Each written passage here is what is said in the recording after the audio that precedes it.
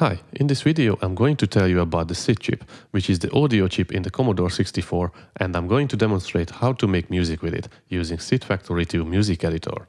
There are a lot of great quality music tools on the Commodore 64, so why one should use SID Factory 2, you may ask?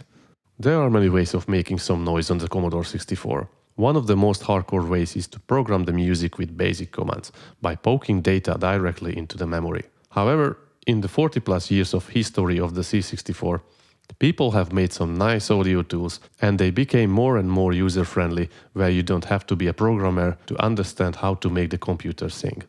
Not to mention, you don't even have to have a C64 to make SID music, because tools like Goat Tracker, Cheese Cutter, SID Factory 2 and now SID Wizard as well are cross-platform. They run on a PC, Mac or Linux, they emulate the sound of the SID chip and can export music into C64 compatible formats. Goat Tracker 2 is probably the most popular music making tool since its release in the mid-late 2000s. It's a bit bare looking but easy to use powerhouse with many great additional features to have total control of the SID chip. Cheese Cutter is a pretty nice and fairly popular tool for music making. I haven't used it extensively, so I can't tell much more about it. SID Wizard is on the list as well, because this tool is just what you can dream of. It has a classic looking tracker interface, it's very flexible and easy to use, full with features. Originally it's a native C64 tool, and now it's available on Windows and Linux too.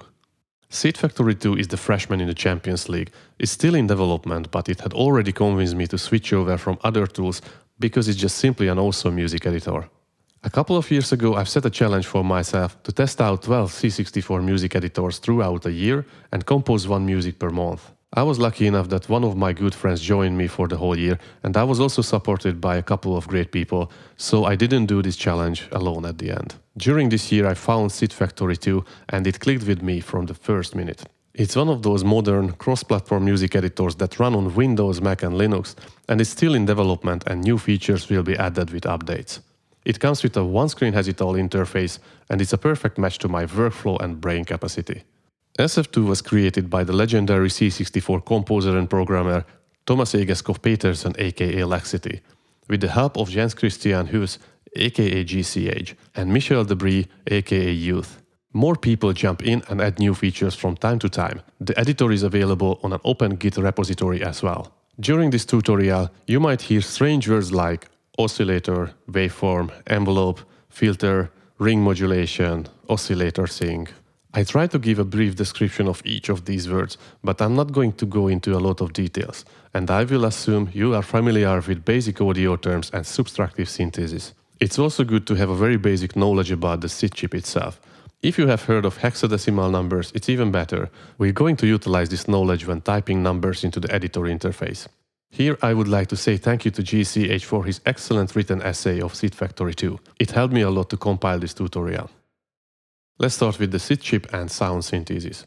The sound interface device, the SID chip, is a mixed signal integrated circuit, which means it has both digital and analog circuitry. Sound generation and modulation is digital, and it includes a digitally controlled analog filter section.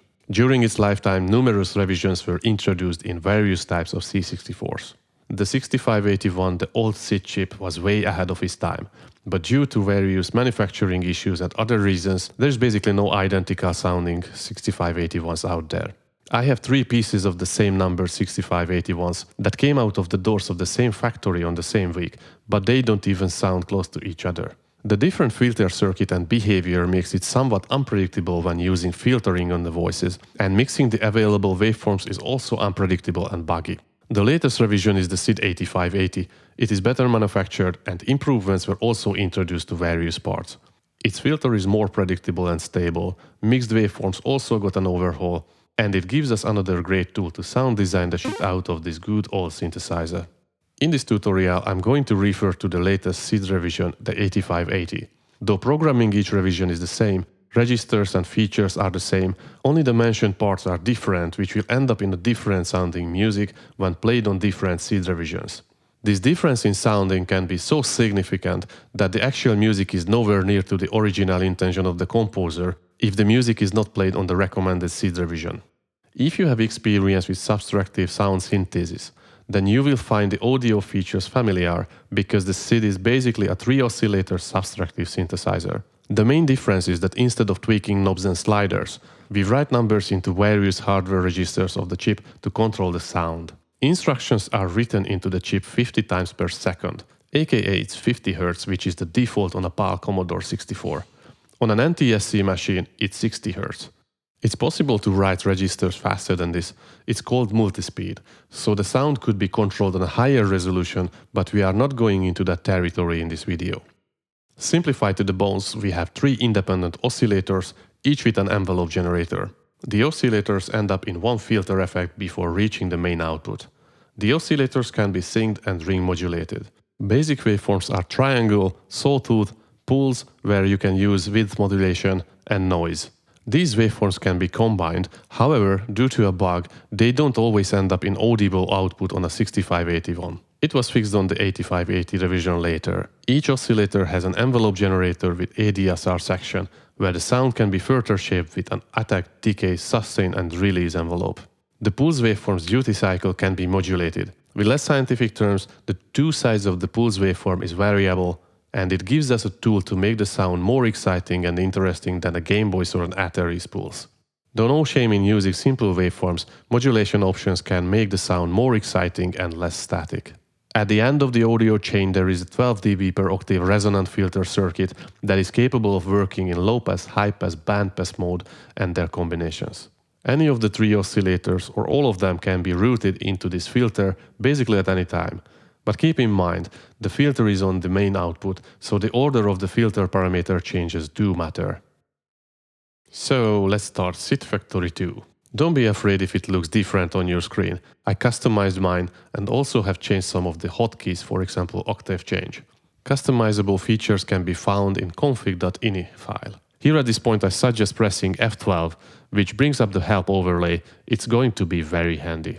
The software starts with the default player, which at the time of the making of this tutorial is 11.05, and it's coming with SID Factory 2 build 2023-10.02. The editor screen is basically filled with numbers, mostly with zeros. We won't find a lot of visual feedback of the actual sound or waveform on the screen.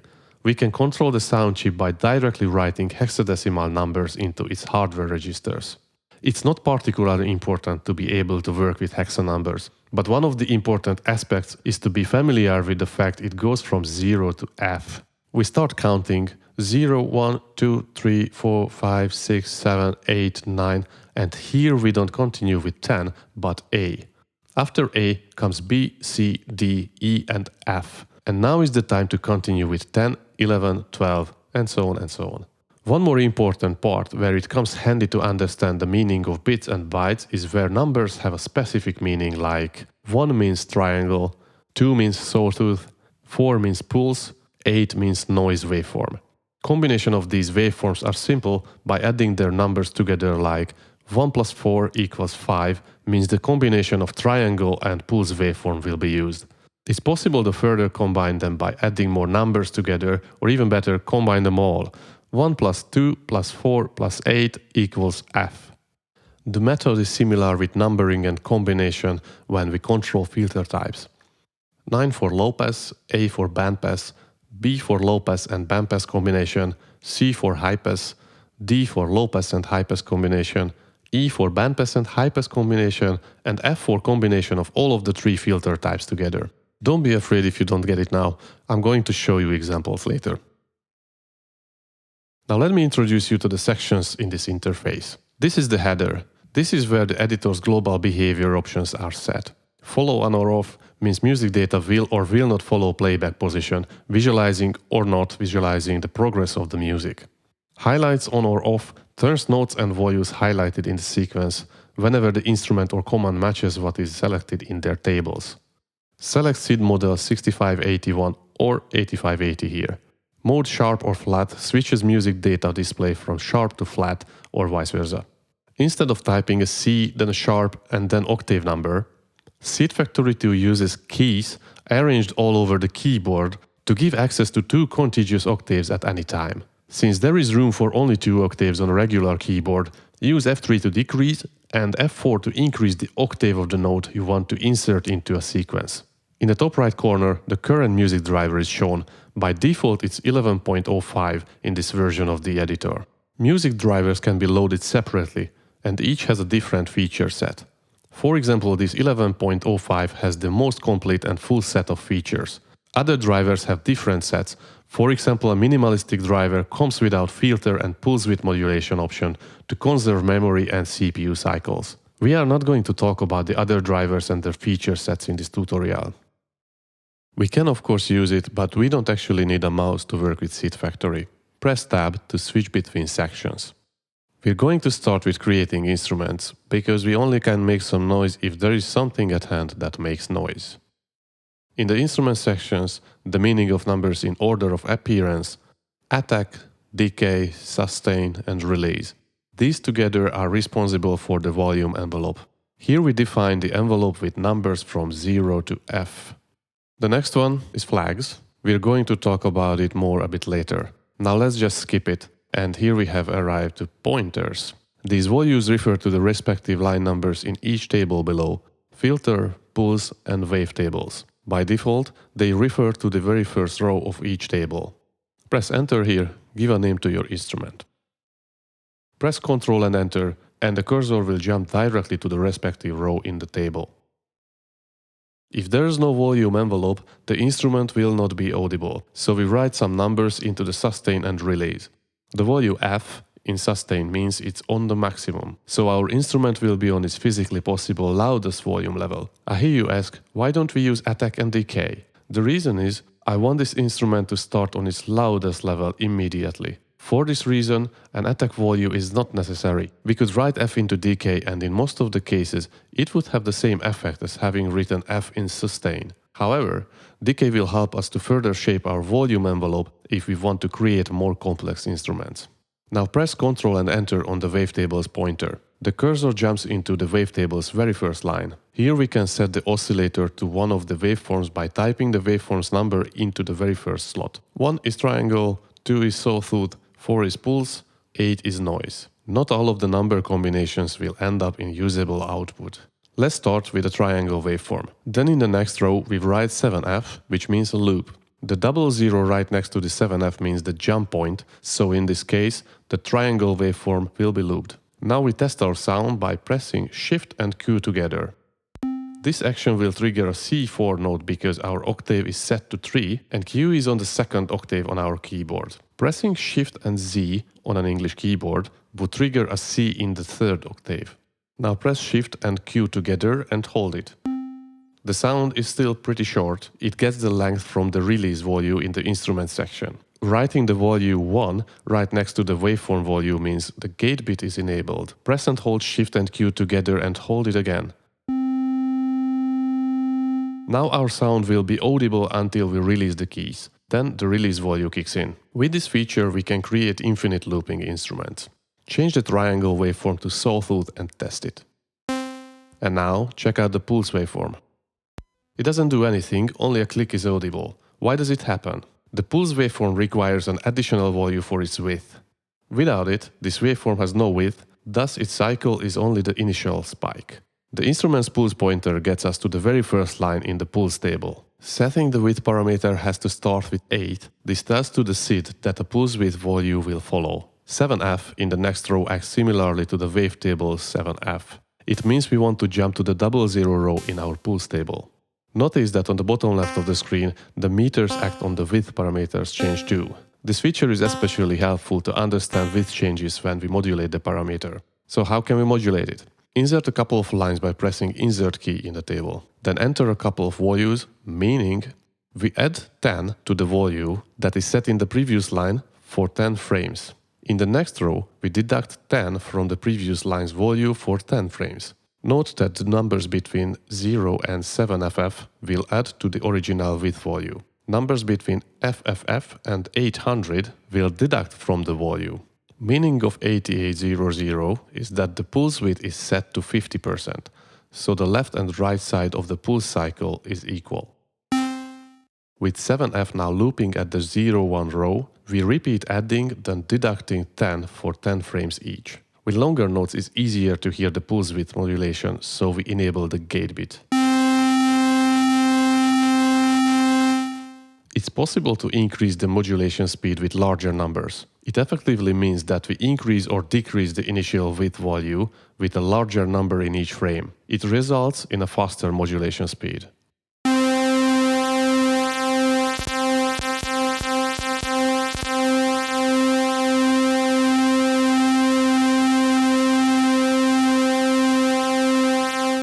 The meters on the bottom right follow this modulation speed nicely. I set back the width value to 8, remove the modulation, now the pulse width is static again.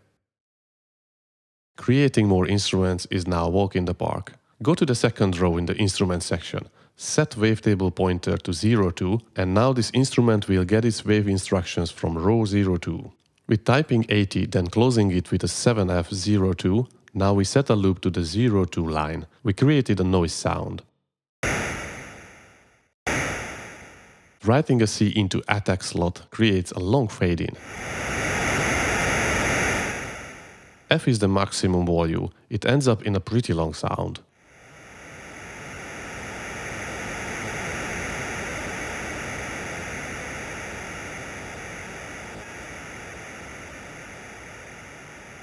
F9 in sustain and release is usually a good starting point for percussive instruments. I'm wondering how does it sound if we test this sound in lower and higher octaves.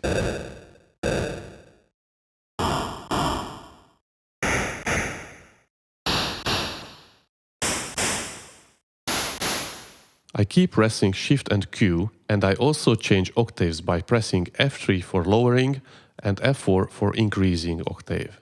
In the wavetable, next to the waveform and gate bit value, we can set frequencies too. Let's call it transpose value.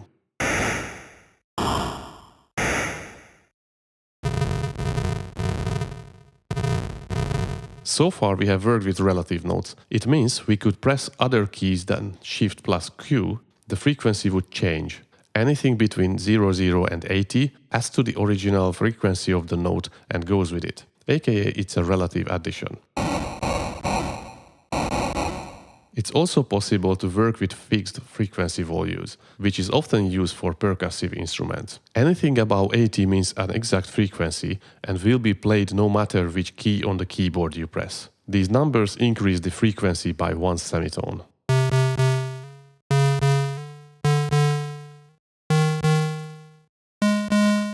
Now let's try out something else.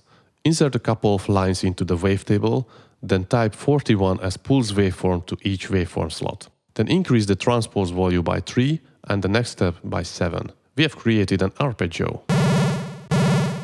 3 transposes the original note up by 3 semitones, 7 transposes it up by 7 semitones. Then we loop this sequence. Let's give it some pulse width modulation too.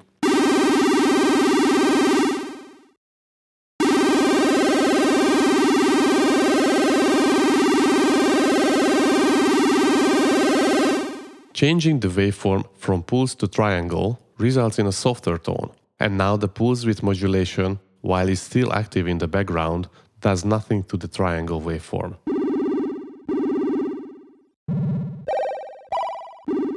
Notice that if we go up chromatically on the keyboard, the relative transpose values are still active. We basically go chromatic with a minor chord. If I repeat to press Shift and Q quickly, notice that the sound cuts out or doesn't always start properly. The reason is a bug in the SID chip's ADSR envelope. A workaround to this is HardRestart. The method is to force write a value to the registers a couple of frames earlier than the actual sound. Additionally, starting the sound with initializing the oscillator in the first frame, then force writing a value to the ADSR, then writing the actual ADSR into it can stabilize the sound. It might sound hacky, but it works. And all you need to remember of all of this is that the oscillator init and HardRestart together is a good solution to the buggy ADSR envelope behavior. We can set these flags in the flag values. Remember, these numbers can be and should be combined. The next best feature in the SID is its filter. So far, we played with pure, unfiltered sounds only. To enable the filter on an instrument, we should set some flags again. We combine filter program and filter the voice flags. The value is 60. There is no audible sound after testing the instrument. We still have to configure the filter and its parameters in the filter table. For the sake of change, we don't use the very first row in the filter table, but we jump into row 05. I refer to the previously mentioned filter types and their values here again. A list can be found on the right side in the help overlay. The first slot is filter type. 9 means low pass filter is enabled. The next 3 slots are cutoff frequency, then resonance. We set it to the maximum for now. The row ends with the so-called channel mask. This value tells to the SID to filter the instrument when it's active on the first oscillator. With the usual 7F, we set a loop to row 05. Changing it to 01 will tell the filter to jump to line 01 and get the value from that row. But let's just make it jump to row 05 for now. Lower the number, the lower the cutoff frequency is. FFF is the maximum value here, which means the low-pass filter doesn't do much because we don't essentially cut any frequency. Only the resonance value ends up in audible change at this cutoff frequency.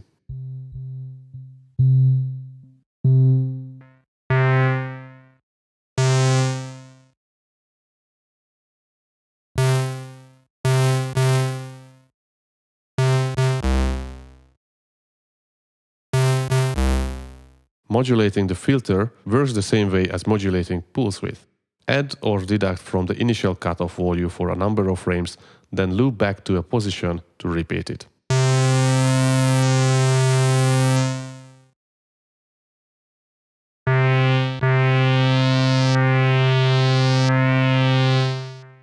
Because of the modulation doesn't end with the lowest or highest value, but turns around and can end up in a wobbling sound, a stack of fixed cutoff values can give us more control of the frequency in shaping our sound.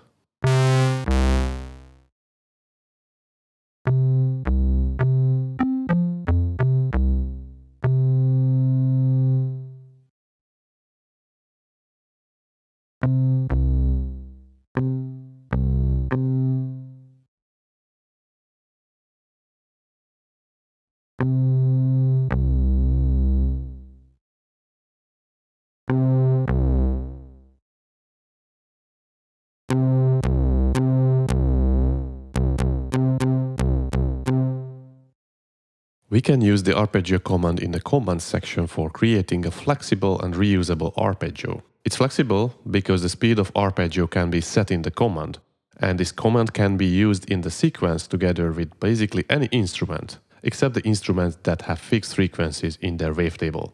First, I'm going to set some initial values in ADSR, wave and pulse tables. F9 in sustain and release gives an instant starter sound with a fairly short tail. 41 in wavetable sets a pulse waveform with the gate bit on, aka I can loop this instrument for as long as I want. 88 in the pulse table sets the pulse width to a static 50%, aka left and right side of the pulse cycle are equal. The help overlay gives us details about each command, but for now we are going to pick arpeggio. Its command number is 3 and it has 2 additional parameters, arpeggio speed and arpeggio table index. If speed is not set, we will hear the arpeggio alternating between the notes as fast as the SID is capable of doing it. The table index works as the other table pointers. It tells the arpeggio command to look for the values at the specific row in the arpeggio table. In the arpeggio table, we use 0, 3 and 7 for creating a minor chord. In this table, we set a loop point with 70 and there is no option to set a loop point. It will jump back to the previous 70 command or to the very first row in the table in this case. Select an instrument, then select the arpeggio command. Now you can test it with the usual method by pressing Shift and Q or Shift and any other key on the chromatic keyboard.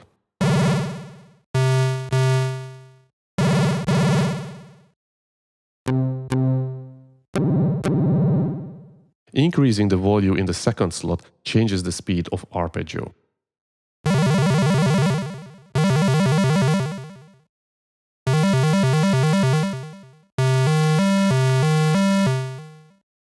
Now let's use the power of the wavetable for creating complex instruments. How about starting with a kick drum, for example? It's a percussive instrument. It has an instant start, then a short tail. We can imitate the transient of the sound with a short noise burst. Setting a fixed frequency of CC will always trigger the same way. The note we trigger it on doesn't matter. In the next wavetable row, we continue with the body of the sound. A pulse waveform with the previously set 50% width will be perfect for it. A usual starting point I use is A4, which is ironically a B3 note on the chromatic keyboard. The rest of the body is pitching the frequency down to imitate the thump and rumble. For this reason, I decrease the frequency in the next rows. Somewhere around the volume 90, which in reality is an E flat in the second octave, I set the loop point. This is the lowest frequency in our kick drum. And because I forgot to set the pulse width to 50%, the instrument still gets it from the first row of the pulse table. I'm going to change it to row 04. Now the kick drum sounds much fuller than the previous version. The sound gets snappier with a shorter release volume, and with a long release volume, it sounds like a famous drum machine's kick. I settle with F6 for now. It's short and it's snappy and is good enough. Another way of creating a kick drum is to use triangle waveform. I keep the frequencies and change the pulse to triangle waveform in the wavetable. The frequency of the initial noise burst changes the characteristic of the kick sound. And with sawtooth, our kick drum is nowhere close to the full sound of a pulse waveform.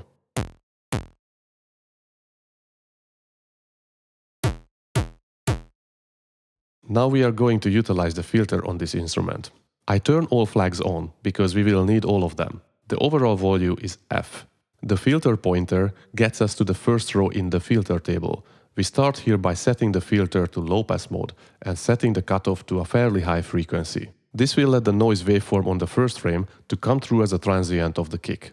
The last two numbers are resonance and channel mask. The filter is the strongest when the resonance is on the maximum F value.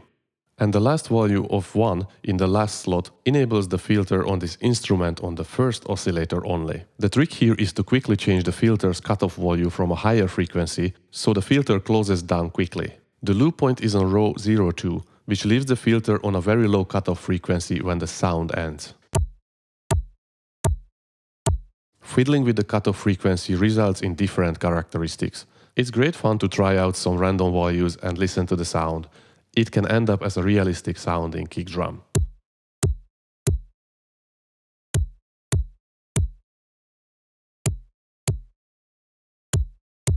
Our instrument number 2 doesn't have the filter enabled on it. If we set the same F for its flex value, the filter turns on and will receive the setting from the filter table, starting with the row where the filter pointer is set.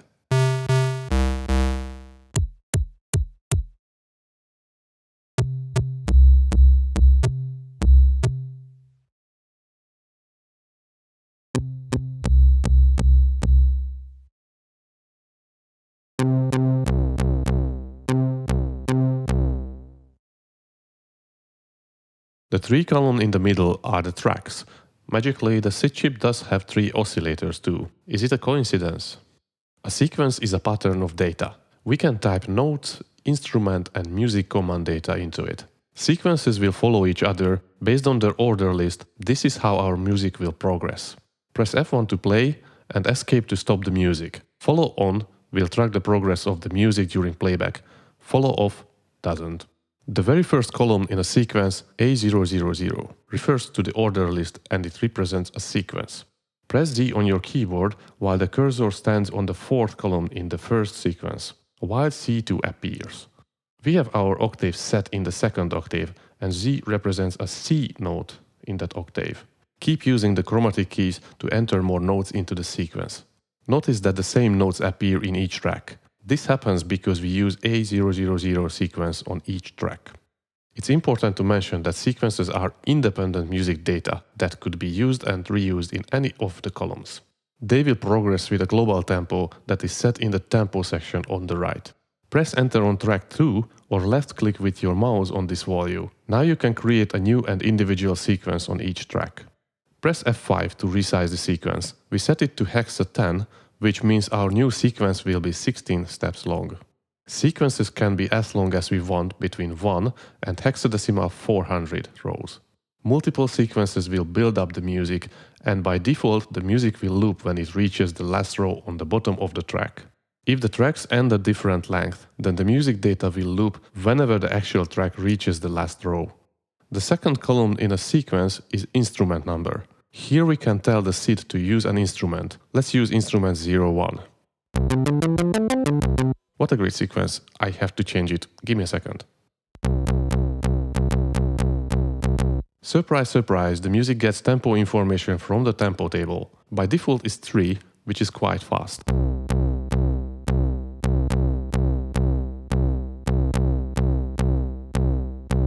Larger the number, slower the tempo. Let's fancy up the bass line with a kick drum. Its instrument number is 02. We are going to add it to the instrument column of track 2's A001 sequence as a 4 on the floor beat. Now that both the bass and the kick has the filter flag on, they interact with each other. Remember, the filter is on the end of the audio chain. Mute any tracks during playback by pressing Ctrl 1, 2 or 3.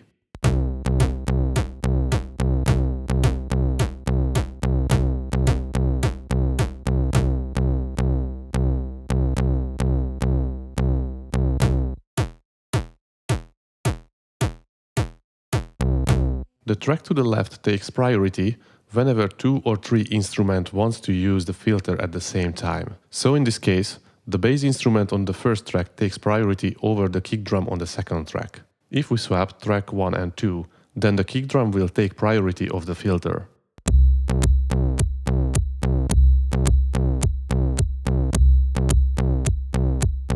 Instrument 01 was set to use filter. Now we replace 60 with 90. This enables hard restart and oscillator reset, and filter won't be active on this instrument. At this point, this instrument might be a bit too loud compared to the filtered instruments. Change the sustain volume to lower its volume.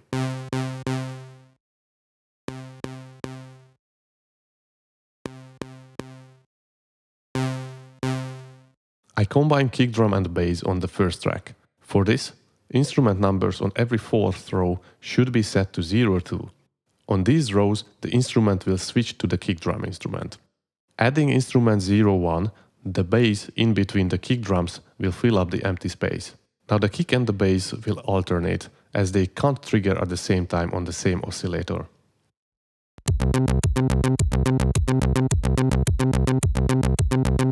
I enter some notes into the A000 sequence on the second track to create a simple melody to complement the kick and bass. I'm going to use instrument 01 for this. 01 as this is the name of the instrument, but it's actually the very first 00 numbered instrument.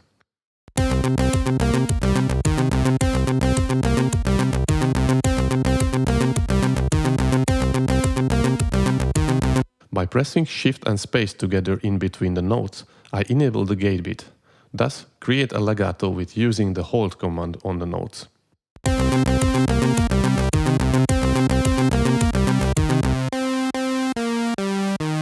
Pressing space on the hold notes will remove the hold mark and disable the gate bit. The melody will be short. The note's length will be set by the instrument's ADSR envelope. It's a great way to spice up a simple melody by combining short and long notes.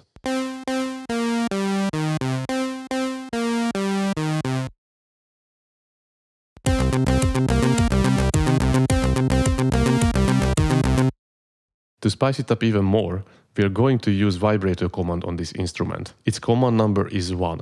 The additional parameters are vibrato frequency and amplitude. Add the vibrato's command number to the middle column between instrument number and note. The vibrato will be active only on the nearby notes.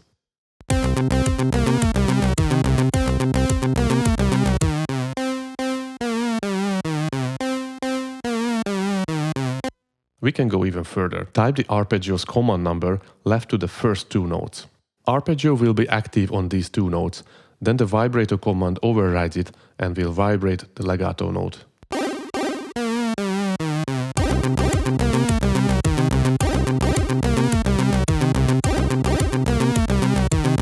By holding Shift and navigating with the keys up and down, we can mark a selection in the sequence. Ctrl-C copies the marked data into the clipboard. By pressing Insert on the last row on the loop text, we insert sequence number A001 into the next slot in the order list. Press Enter, then rename A001 to A002. Then press Ctrl V now.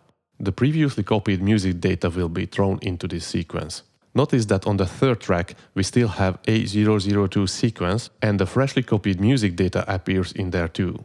Let's create a new sequence by typing A003 and voila, an empty, previously not used sequence appears in the order list.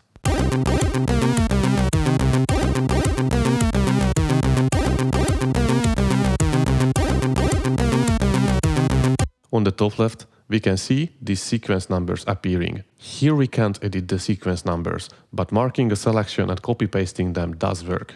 With this method, it's easy to duplicate sequences, like duplicating the verse of the song without retyping all the sequence numbers. Left-click in the order list on any sequence number will jump our cursor to that position in the track list.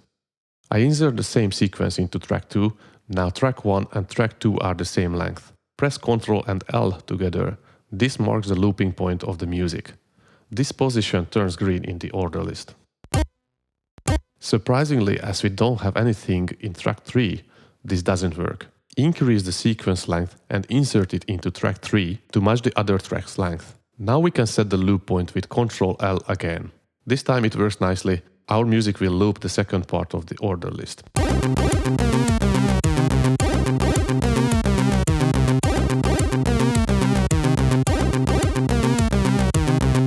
In sequence A002, I create a variation of the A001 sequence, then set the loop point by pressing Ctrl L on the very first row of the order list. It turns green to mark the loop point.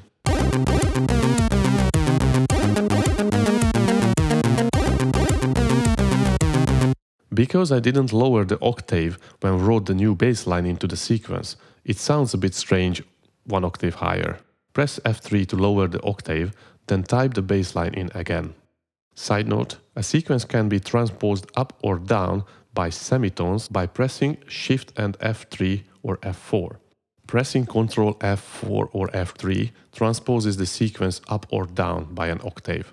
Press Ctrl M on any position in the sequences. This creates a playback marker. This comes handy when you don't want to play the music from the beginning, but from a specific point. The playback mark's position appears on the bottom left corner. It's possible to add more playback marker by selecting a marker slot and pressing Ctrl M in a sequence. Press F2 to start the playback from the active playback marker.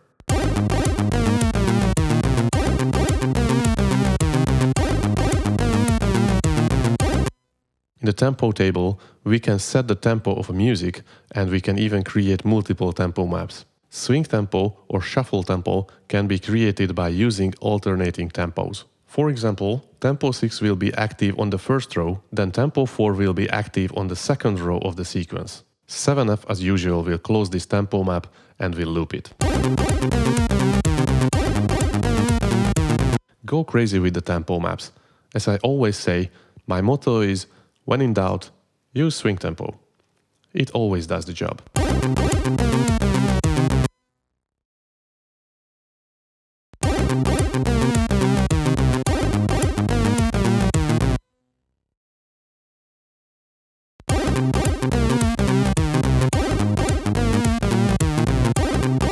Init table is used for setting the global volume of the music. It goes from 0 to F, where 0 is no volume and F is maximum volume.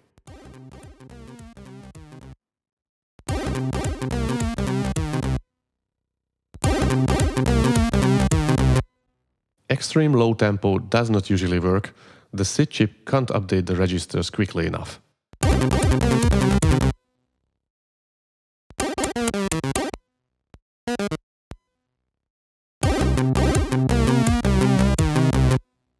Previously I mentioned the hotkeys for transposing sequence data. Each sequence number is also the place where we can transpose a whole sequence by changing the first two numbers. A0 is the middle ground, where the sequence remains untouched by the transpose value. A1 will transpose the data up by 1 semitone, 9F will transpose it down by 1 semitone. Of course, transposing up or down by more semitones is also possible. Just increase or decrease these numbers by how much you want to transpose the sequence. Here we have to use our knowledge of hexa numbers. Deducting 4 from A0 equals 9C. This will transpose the originally C notes to G sharp. Deducting 2 from A0 equals 9E. This will transpose the original C notes to A sharp.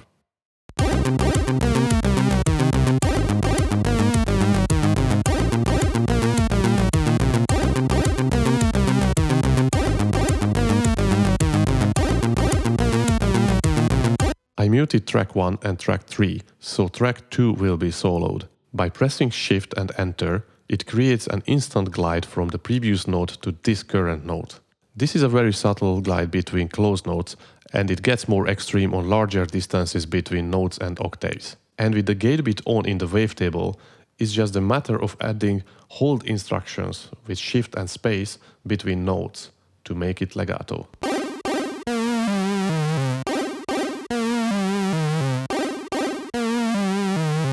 The volume envelope restarts at each note trigger. So far, our instrument had the gate bit on in its wavetable.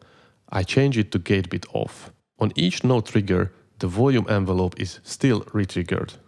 However, if we now tie the notes together with the glide, by pressing Shift and Enter, there is no gate bit anymore and the volume envelope doesn't retrigger.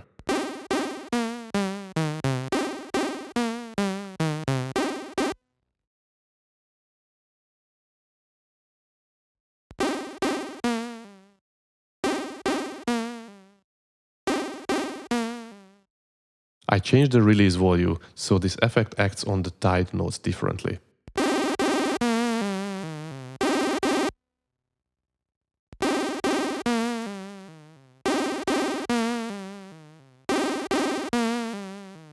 Now with the gate bit on again, the notes only reach their release phase if the note hold command is not active.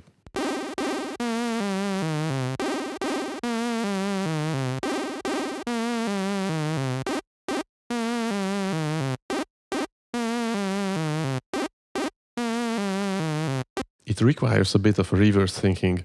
The notes will not end when they receive an off command. They will keep holding until they receive a hold command. By pressing F10, we can load SF2 project files. It's a simple load instruction and will overwrite everything that we previously had in the editor. F11 is the save function. We can save our work into SF2 format. Let's call it SF2 example, then press Enter to save it. Now we can load it back to the editor by pressing F10 and navigating to the file.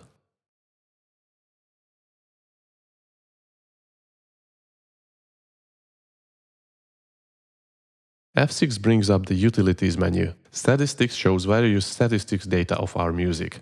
No shit, Sherlock. Optimize option will remove the unused data. It's a great feature to get some memory back when we have only 64 kilobytes available. Not that any music which is created with SID Factory 2 would reach this size, but optimization can come handy if we want to clean up our music data.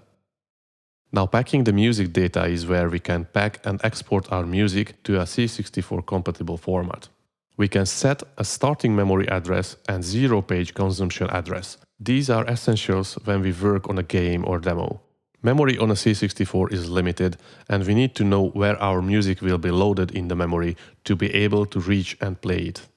Zero page can be critical when programmers use zero page addresses in the memory. We can avoid clashing with the code by relocating the zero page address to a location that is not used by other code. Packing result will show some additional statistics of the packed music data. Then we can give our music a name and export it. Press F10 again. This new file appears with the PRG extension. This file cannot be loaded into SID Factory editor anymore.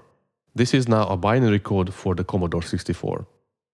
Press F6 again and go through of the previous steps until the part where the editor asks for a file name. Add .sid to the end of the file name. This is the way of exporting our music into SID format. This format is widely used to play back music outside the C64 environment. The usual fields for title, composer's name and copyright can be also filled. You can make the high voltage SID collection crew happy if you fill these out properly. And at this point, this tutorial ends. By now, you should be familiar with the basics of SID music and SID Factory 2. There is still a lot to discover and cover. Ring modulation that has nothing to do with Lord of the Rings. Oscillator sync that is not actually a sync, but synchronization of the oscillators. Advanced composing techniques, filter tricks and mixed waveforms are another topic that we might cover in the next tutorial.